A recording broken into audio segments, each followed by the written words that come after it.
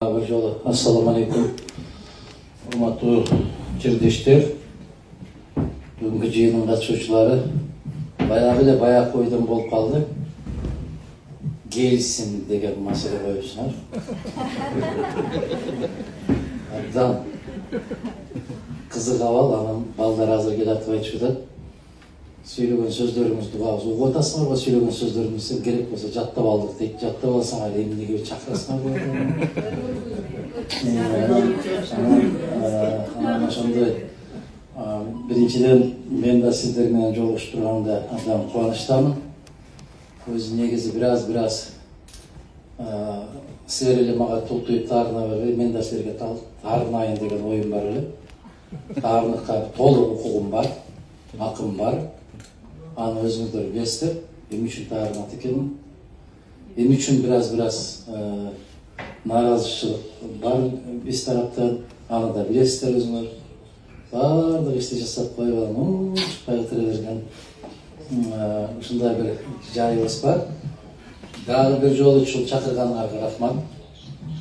Ансыз да эртең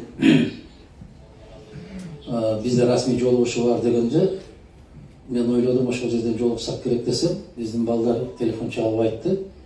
Бизди ал жерге чакырган жок. Баягы ойдон чакырылган кишилер гана барат. Бизге эч ким кабар берген жок дегенден улам азыр эми сиздер менен мен өзүм жолугушайын да деп келип отурабыз. Азыр эле биз мамлекеттик думадан чыктык. Аны көрүп атсаңар керек. Кандай маселелер болуп атат, эмне маселе болуп атат. Таарынычымды биринчи жакшы мындай кабарларды айткандан кийин айтайын. Ошондой кылалы.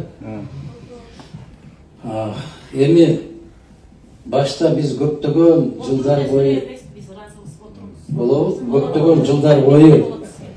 көптөгөн жылдар бою ошол бир эле маселени коюп келатканбыз. Биздин азыркы түзүлгөн абалыбыз, кырдаалыбыз, биздин укугубуз, биз кандай шартта калдык деген маселелерди коюп келгенбиз. Бирок ошол жараткандын берген жардамы менен канчалык маселе чечилген сайын анын артынан башка маселе чыга берет экен. Бул түгөнбөгөн бир чоң маселе экен да. Бир маселе чечсең аркасынан 3 маселе андан оорураак болуп чыгып келет. Азыр сиздердин алдыңыздарга койгон маселе ар 3 сайын дарыгердик кароодон өтүү деген маселе. Менимче ар бирибиздин көкүрөгүбүздө үйгөн маселе ушул болсо керек. Биз бул маселени эртең менен жолугушканда мамлекеттик думанын төрагасы жана депутаттардын алдында да көтөрдүк. Түштөн кийин Совет Федерациянын жетекчилиги менен жолукканда дагы ушул маселени көтөрдүк. Азыр эле аябай катуу, эч кандай мындай бир протоколу жок сүйлөшүү болду. Тийиштүү комитеттин жетекчилери менен, мамлекеттик думанын депутаттары менен. Биз тараптан келген ар бир депутат, кандай фракция болбосун, кандай партиянын депутаты болбосун, баарыбыз бир гана маселени коюп аттык. Бул жерден биз бирибиз моштомдой түйүргөн маселени бир коюп атабыз. Себеп эл бир, мамлекет бир. Саясий көз караштан көз карандысыз. Ар бириңиздердин тагдырыңыздар ошол бүгүнкү түзүлгөн сиздердин эң чоң маселе биздин депутаттарга да жиберип атасыздар. Ошо Сахаровдо турган бүгүн 5000 канчанчы болуп кезекке турдум дегендер да бар. Барып жетишпей, үлгүрбөй кайра кайткандар да бар. Кабарыбыз бар. Аны көрүп атабыз. Андан сырткары эми ушул маселени тездетип чечүүнүн жолдору боюнча дагы койдук маселе. Бүгүн биздин делегация тарабынан бир маселе коюлду. Ушул нерселерди эгер Кыргызстандан келаткандай жасап койсок кандай болот деген. Мен таң калдым, бир маалымат ушундай кетти. Мамлекеттик думада Өзбекстан менен Тажикстандын эки мамлекет ушундай жасап коюптур. Эмне үчүн биздин мамлекет жасаган эмес түшүнүңүз. Кудай буюрса, бүгүн эртең жогорку кеңеште ушул Россия Федерациясы менен достук тобу расмий түрдө бекитилет. Токтом менен бекитилиши керек. Ошол топтун жетекчилигине менин талапкерлигим көрсөтүлгөн. Биз бүгүн Россия Федерациясынын Кыргызстан менен кызматташуу топтун жетекчиси баштагы Ярослав областынын губернатору Лисицын экен. Мен ал аксакал менен жолуктук. Бүгүн 2 жолу жолугуп, азыр жарым саат баштадагы ошол киши менен сүйлөшүп, мамлекеттик думадан чыгып эле саат 8-де күтүп атты эле дегендей болуп, бул жака жөнөтөбүз. Эми башта биз өкмөттөн талап кылып келген болсок, жогорку кеңештен талап кылып келген болсок, эми ошол талаптардын баарын өзүбүз түздөн-түз аткара турган жердебиз. Бул үчүн жаратканга чексиз шүгүр айтабыз. Ал мен дайым айтып жүрөм сиздерге, депутаттык мандат ал мансап эмес. Бул аябагандай жаман, оор жумуш. Көчөгө чыккандан безилдетип кое турган жумуш. Ар бир кабагы түшкөн кыргызды көрсөң эле ошонун ушундай тагдырына сен күлөлүдөй болуп эле карап тургандар. Ар бириңердин көзүңөрдөн ушуну окуйм да мен. Мен эмне үчүн мынтип жүрөм дегендей суроону кое бересиңер. Ушундай өтө оор, татаал, кыйын көтөрүп жүрүшү оор. Мен депутат болгондо биринчи кезде бүтүн Кыргызстан өтүптүр дегенде дагы интервьюда айттым мен. Менде бир кубаныч, бир сезим жок деп. Тескерисинче оор сезимдер бар. Мына ошол үмүт акталабы экен деген, үмүт акталганга күчүбүз жетеби экен, ден соолугубуз мүмкүнчүлүк береби экен деген ой менен жүрөбүз. Кудай буйрса, жеткиликтүү деңгээлде түшүндүрүп айта алдык. Ар бир айтып аткан сунуштарыбызды өтө коюу менен жазып отурушту. Эми кеп ошол кызматташуу топтун ортосунда, анан тийиштүү комитеттердин ортосунда калды. Бизге эки жагынан тең пайдалуу, себеби мен дал ошол комитетке жазылганмын. Эл аралык мамиле, коопсуздук, коргонуу жана миграция боюнча маселелер деп атайын ошол комитетке жазылганмын. Эмне үчүн моундой сиздер менен көзмө-көз жолугушуп, сүйлөшүп, күчүмдүн жетишинче, алымдын жетишинче сиздердин алдыңыздардагы маселелерди чечиш үчүн.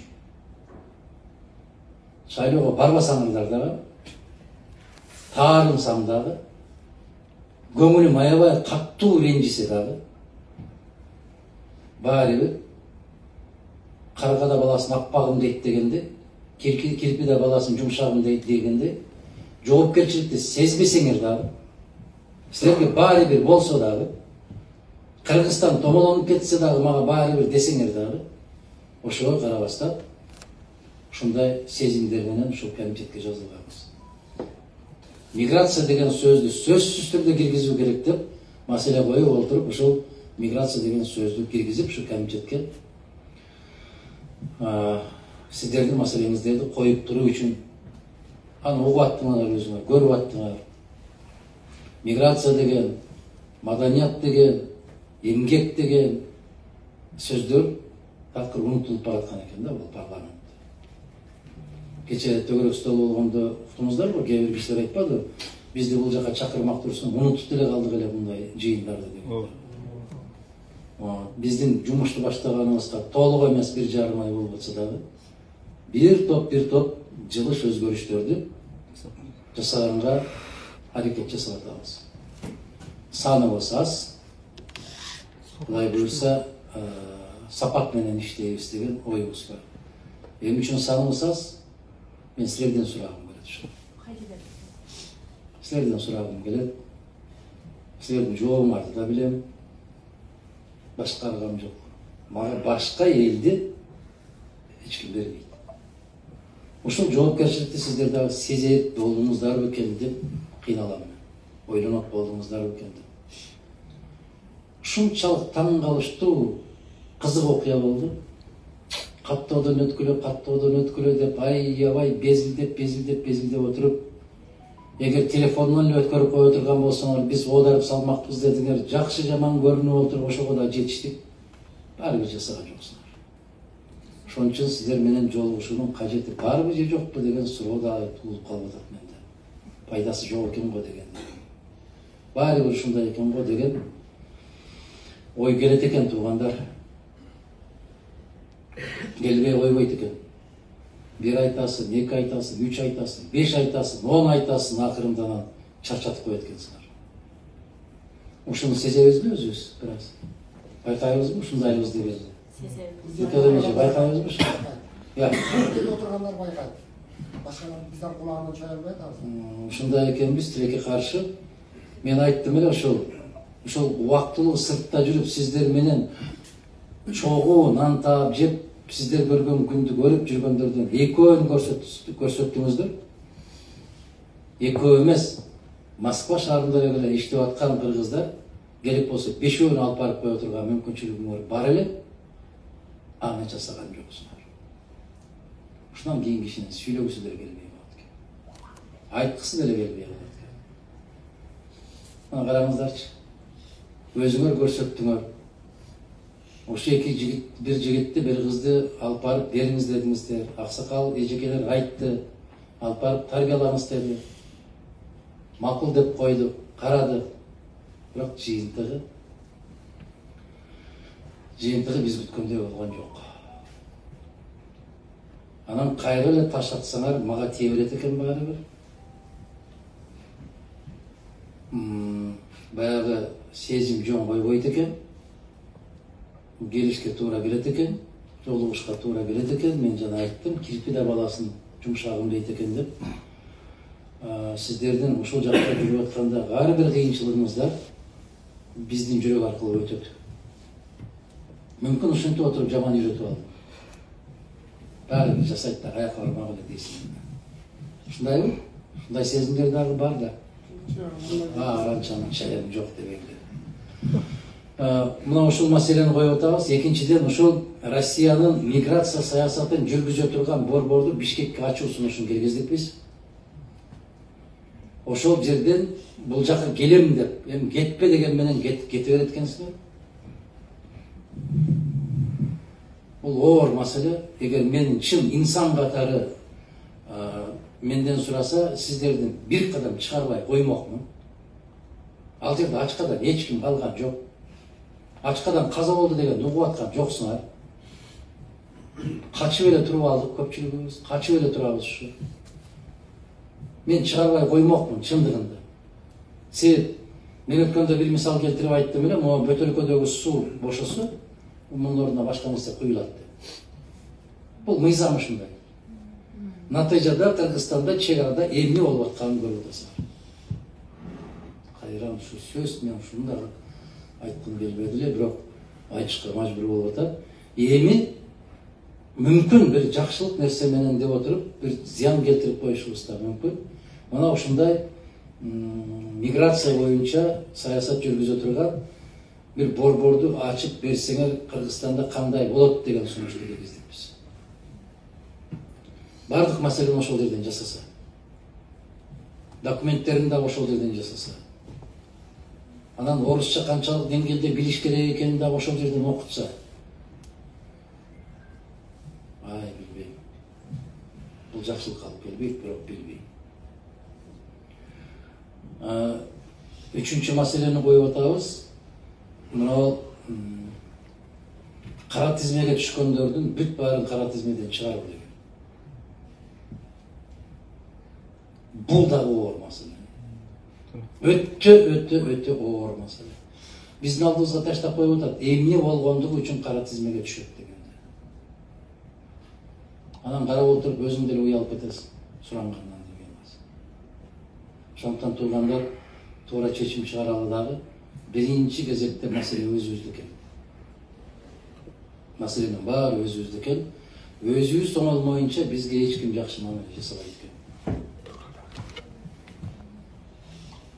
Биз жакшы көрүп башкалардан сылай берет экенбиз. Арт жагын карасак, какако экен да. Муну да моюнубузга алып коюшубуз керек экен. Эми жанагы пресса бар жерде бул боюнча сөз болбойт дагы, анан алар чыгып кеткенден кийин, анан өзүбүзчө калгандан кийин ошол мамлекеттик думанын депутаттары деле көрсөтүп атат, бизге айтып атат. Эмне маселелер бар экендигин. Бир сөз менен айтканда, буюрса, баары бир биз жеңилдетүү жагын карай беребиз. Айта беребиз, дей беребиз. Бирок сиздерден дагы ушундай бир жоопкерчиликтүү мамилени күтөбүз туугандар. Биз дагы жоопкерчиликтүү бололу деген аракетти жасашыбыз керек экен.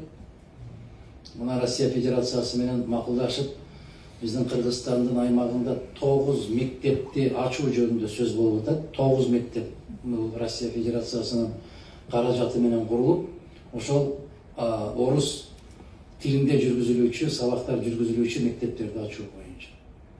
Бир жагынан карап отурсаң жакшыдай, экинчи жагынан карап отурсаң, биз өзүбүз өз эркибиз менен мени даярдагыла, мен силерге барып жалданып иштегенге даярмын деген гана жумушчуларды тарбиялап калабызбы деп ой кеткенде ичимден кан өтөт. Биз билбей атабыз түпкү жагын. Биз айтып атабыз, мугалимдерди биз жака жиберип окутканга деп. Мына азыр мамлекеттик думада да ушул маселе көтөрүлдү. Совет Федерацияда дагы анын төрайымы Валентина Ивановна ошол маселени айтты. Биз демилге ошол кишиники экен, Матвиенконук экен. Ошол Кыргызстанга жалгыз эле орус тилин мугалимин эмес, башка сабактарды дагы орусча өтө турган мугалимдерди жиберсек, эгерде сиздер тарап даяр болсо, тек гана жолун гана төлөп, анан барганда жашай турган жерин камсыз кылып берсеңер, айлыгын бул жерден төлөп турабыз. Анан барып сиздердин балдарыңыздарды окутса деген сунушун айтты. Бир жагы керек, экинчи жагына жанагы мен айткан.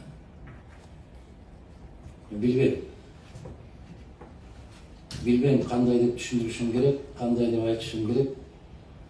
Бул кубана турган жагдайбы, же өкүнө турган жагдайбы, аны эгерде биз өзүбүздүн балдарды өзүбүз окутканга чамабыз келбей калган улут болсок, анда кандай улутпуз да, кандай өлкөбүз. Кандай дейсиңер, аны билбейм. Мен конкреттүү суроолор болсо, суроолорго гана жооп бергенге аракет кылайын. Себеп маселе өтө көп. Сиздер эмнени уккуңуздар келет, кайсы маселе, кайсы суроолорго жооп алгыңыздар келет. Кош жарандуулук боюнча биз шайлоонун алдында бүтүн Кыргызстан бул маселени айтканбыз, көтөргөнбүз. Соңку маалыматтарга ылайык 1.200.000 кыргыз сыртка чыгып кетти. Эми элестеткиле. Чыкылдап кое бересиңер, тууганда калп эле чыкылдап кое бересиңер. Уйку дагы бекем, курсак дагы жакшы, иштей дагы жаман эмес. Калп эле чык деп коюп, ушундай да болобу деп. Ошонун бири сиз. Эмнеге чыкылдайбыз? Ошонун бири сизсиз. Бул оор жагдай, кыйын жагдай. Башка мамлекеттерди карасаңар, өз мамлекетине киши тартып атат. Кишилерди чакырып, ошолорду кызыктырып, жарандардын санын көбөйтүп атат. Биз сиздер койгон маселе боюнча тескерисинче сыртка чыгып кетүүгө шарт түзгүлө деп атасыңар. Ошого ким күнөөлүү? Мен күнөөлүү. Сиз эмеспи? Мен күнөөлүү. Ошол ушул эле суроону берет. Ким күнөөлүү деп коет. Мен сөзсүз түрдө мен. Кыргызстанда кар жаабай калды быйыл, ага да мен күнөөлүү. Кургакчылык болуп атат, мен күнөөлүүмүн. Электр энергиясы жетишпей атат, мен күнөөлүүмүн. Сөзсүз түрдө могул жерде отурганыбыздын эч кимибиздин күнөөбүз жок. Мен дайым көтөрүп келгем, мен моюнума алып келгем. Ким күнөөлүү деп суроо берип коет.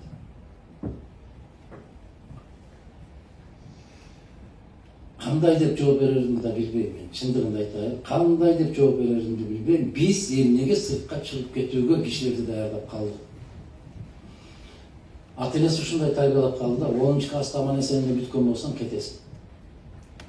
Ушундайбы идеология азыр? Оорбу? Оор, мүмкүн ушул мен айтып аткан сөздөрүн бир канча жылдардан кийин ар бир кыргыздын көзүнөн жаш куюлуп отуруп угаар ушул сөздөрдү кийин. Азыр түшүнбөй атат. Мен бир мисал келтирип айттым өткөндө, Ош шаарына барасыздарбы, Бишкек шаарына барасыздарбы, курулуштардын бүтүндөй карап көрсөңөр 95% башка жактан келген жигиттер иштеп атат. 95%. Анан мага келсе ким күнөөлүү деп суроо берип. Эмне биздин жигиттер ошону кура албайбы? Ошол иштеп таап аткан акчаны биздин жигиттер таба албайбы? Эмне болду? Караңыздар, 95% башка жакта. Ошол заманбап курулуп аткан үйлөрдүн баарын жасалгалап, кештелеп аткандардын 100% башка жакта. А биздин балдар кайда жүрөт? Биздин кыздар кайда жүрөт? Бияқта жүрөт. Эмнеге ушул жагат кыргызга? Ал жакта.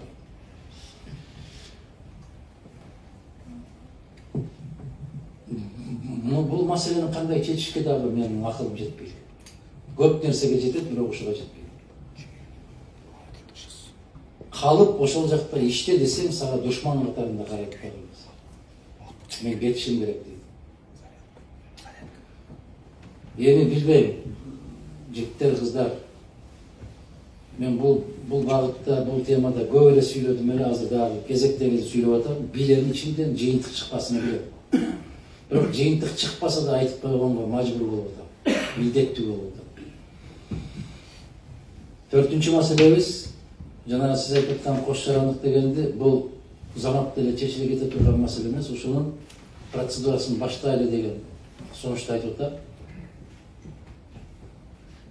Мен билем, бул менин улутума орду толку сокку урат билем. Каттуу сокку урат. Эмне үчүн? Сырткы кебете келбетиңе кыргыз болгон менен ички жан дүйнөңөрдөн жыты да калбайт. Улут катары жыты да калбайт. Айшелип коебуз. Мына биздин чек аралаш жерде жашап аткан же башка өлкөдө жашап аткан биздин кандаштарды барып карасаңар, тилимиз кебетеси да кеткен. Мына ошондуктан дагы бир 20 жыл айланат, 30 жыл айланат. Мен улуттук кызыл китепке киргизүү жөнүндө сунуш киргизүүгө милдеттүү болуп калабыз. Бул чыныгы кыргыз экен, ушуну кызыл китепке киргизели деп. Индейстердей болуп. А биздин оома, биздин жетелеме, калктын психологиясына бул турган эле иш. Кандай дейсиздер, эжекелер айтылайчы өзү? Я? Ошондой болду. Биз кандай кылып улуттук ар намысты, улуттук бир кандайдыр бир кадыр баркты көтөрөбүз деген ой, андан кийин ишке ашырыштын кажети жок болуп калат. Мен ушундай деп корком, мисалы. Менин ой толгоом ушундай. Ой жүгүртүүм ушундай. Сиздердики кандай билбейм. Себеби мен көзүм менен көрүп турам, ошо 5 жыл, 10 жыл аралыгында кандай өзгөрүүлөр болуп кетиши мүмкүн. Көрүп атасыздарбы, мындан бир ай башта эле бүгүн Россия Федерациясы менен Украинанын ортосундагы абал ушул деңгээлге чейин жетет десе ким ишенет? Жетти, бүгүн көрүп атасыңар, эмне башталып аткан. А мен дагы өзүмдүн улутумдун келечегин карап отурам. Кандай болуп калар экен мен билбейм. Мен айтып атам го, жанагы сырткы формабыз калып калышы мүмкүн.